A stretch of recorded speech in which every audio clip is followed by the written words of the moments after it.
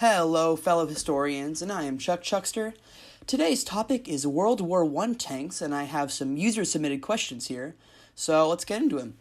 Question number 1 is from Fishing Feet 002886, and he asks, Ugh, I love tanks, but I need to know more about them. How, when, why, and who invented tanks? It's a great question, Fishing Feet. Tanks were invented in 1915. These models were developed in hopes to combat trench warfare tactics. The original tank was slow, with movement speed maxing out at 2 miles an hour. Ernest Swinton and William Hankey from the British colony are credited with the first designs. The tank Swinton and Hankey imagined was a conveyor belt driven and armored, easily rolling over enemy trenches and barbed wire. Navy Minister Winston Churchill liked this design because Churchill strongly believed in the design of a quote-unquote lamb boat, so he pushed the idea of tanks into production. Our next question comes from the OG Pizza Pie _.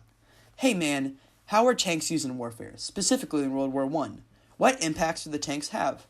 Thanks, Pizza Pie. That's an insightful question.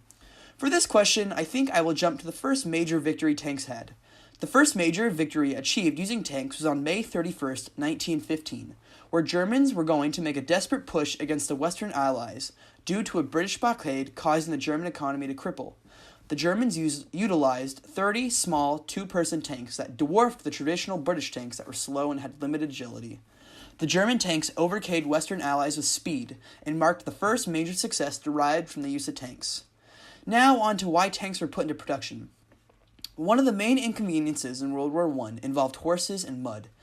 Cavalry legions were expensive and rendered essentially ineffective when used in trench situations due to the damp and wet environments and the blockades that were set in front of trenches. Tanks were mainly support for traditional advancing troops, but as you saw in my example for the Germans, sometimes they led the battle. The last question for tonight comes from an active user on my channel, Moose Shoes Zing Bop $$. Moose asks, how prevalent are tanks in modern times? Who has them or uses them, and are there any problems with the use of tanks? That's a big one, Moose, so I would recommend doing some research on your own. But on to my answer. I would like to first list the countries with the most tanks to give you some background info on how many there are. Remember, these numbers don't necessarily mean the tanks are active, but they are stored in these countries. Russia has 21,900 tanks. China has 13,000 tanks. The US has 6,200 tanks. North Korea has 6,000 tanks, and Syria has 4,000. As you can see, tanks are still extremely prevalent in modern warfare. However, they have shown their weaknesses.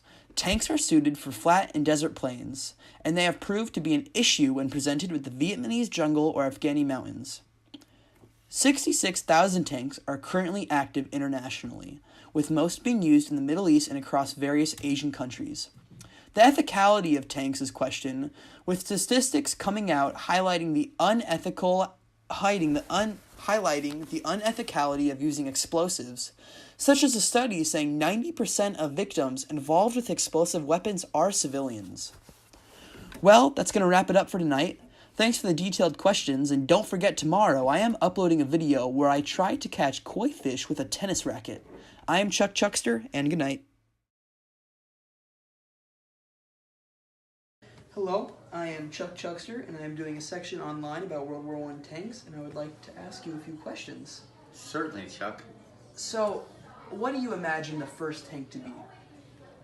The very first tank? Very first tank, like a rudimentary first tank. You know, my historical knowledge of tanks is weak, but I imagine it was developed to adapt to the particular land terrain that they were needing to go over at a certain speed, and so was it developed by the U.S. Military? Well, that's absolutely right. It was developed by the British it was based off of a conveyor belt driven farm equipment, but it was to combat the environment that was presented when there were trenches, so yes. Yeah, okay.